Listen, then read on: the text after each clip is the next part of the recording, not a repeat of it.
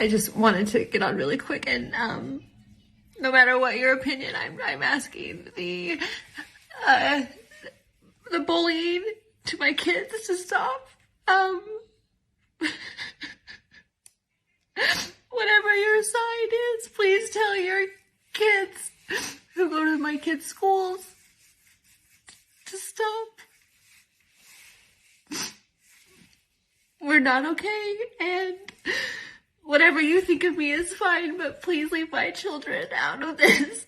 Thank you. Sorry, Kit wanted her dad. I didn't know Andy was doing those videos, and he just showed them to me, and I agree with everything that has been said, and I also want to address obviously the other clients, and again, we're not here to take away anything that they're feeling. I fully acknowledge how hard any renovation is, and especially when it's a renovation for a television show. The timelines that were set were too crazy, and I am an optimistic person. I feel that fault in me that, you know, just because I'm told from a contractor it's only going to be 3 weeks, we can do everything in 3 weeks. They were so excited, and I don't want to drag our contractor into this. I don't even know if he still does this work. He was so excited about the show, and he wanted to promise us the world.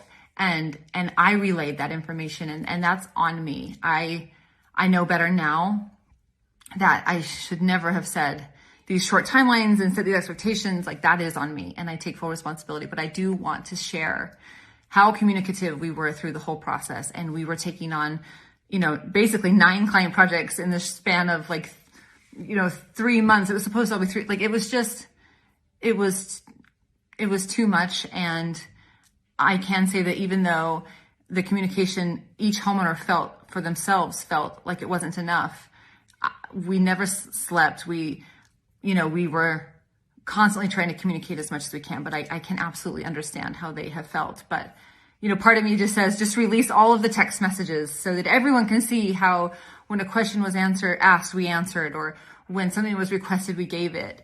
You know, these 5 days have been hard, and it's been hard to know what to say and what not to say, because quite frankly, we were told that a mafia would come for us on Instagram, that there are very special kinds of followers that follow these influencers here in Utah. And we have been scared to share our side because we're not trying to take away from their experience, and 2, the threats that we're receiving and the comments of people accusing us of being frauds or thieves, it's just been a lot overwhelming, and it has taken us a little bit of time to share. So we feel comfortable sharing some details now, and I am going to talk a little bit more in depth about the accusations that have been made. So I hope that anybody who has read anything about us online at least takes, you know, these 15 minutes of your day to see that there might be 2 sides, and that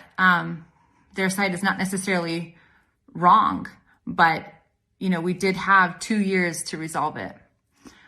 We had 2 years to sue us, 2 years to even text back. We've worked so hard for this show, and so many people have worked so hard for this show. You know, my whole team, our production company, everyone, they're out of a job. We support a lot of families, and I know that there's this perception that we make so much money, but every penny we've made has gone back into making this show that we love so much and that we're so passionate about, and we've been able to share with so many before it was pulled. And so I just want to say that I loved the show so much that had Aubrey called me and said, "You ruined my life, the deck drainage, the sprinklers, which we didn't even know about, you know, the general contractor didn't tell me." But the fact is, she gave us $13,000 total. We spent $32,000. And I have a hard time understanding why we came out as the scam artist there. I'm not calling her a scam artist at all. I just don't want to be called that myself. And we wanted to just let it go. We just wanted her to love it. And I am going to be posting the videos. And I am going to be, she gave us permission to post that. And I'm going to be posting photos. And not at all for anyone to be mean to her. I would never wish this on anybody. I mean that. But I have to defend myself. My kids can't go to school. And this isn't just about me.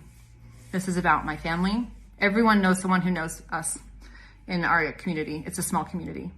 And I'd like to address the Hollies. Again, I'm not here to take away their story.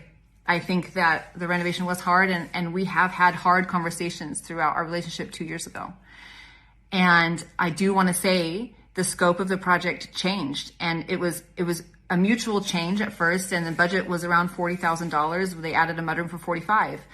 And I said, you guys, I think if we just took down this wall, we could do the whole living room, dining, family room. It's a 1990s home, I think 1990s or 2000s home. So it's kind of like a rambler where the top floor is, you walk in and there's a living room that's walled off. And then behind that was a little galley kitchen. Just, I mean, little like Love House's kitchen, but even smaller. And we were just going to do that for $40,000.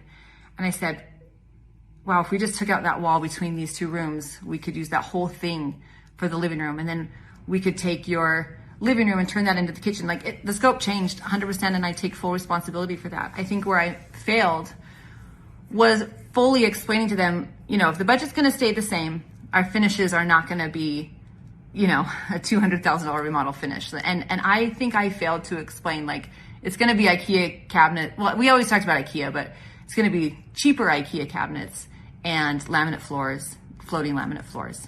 And I think I could have done a better job saying, like, hey, if we change the scope of the project, the finishes are going to be less. But I will say, and if you've seen my show, what I'm really good at and what I really wanted to share, is that I love home and I can make anything beautiful, no matter the budget. So I feel like I could have explained better to them, like, don't worry, at the end it will all be worth it. I mean, I did say all these things, of course, but you're going to have finishes that are less expensive, and I take that responsibility. So as we progressed, money was being spent.